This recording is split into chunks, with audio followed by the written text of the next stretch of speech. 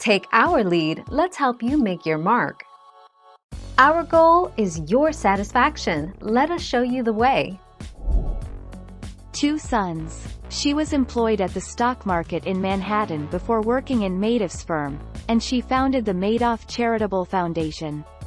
Bernard and Ruth Madoff had 2 sons, Mark, March 11, 1964 to December 11, 2010, a 1986 graduate of the University of Michigan, and Andrew, April 8, 1966 to September 3, 2014, a 1988.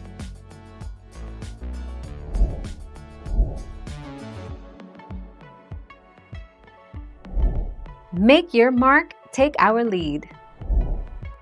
Andrew Madoff, convicted conman Bernard Madoff's last surviving son, who insisted he had nothing to do with his father's massive Ponzi scheme, has died. He was 48. Madoff and his brother, Mark, led the market-making business of the once respected firm while their father, based on another floor, invested client money. Thank you for watching. Please subscribe and hit the bell notification.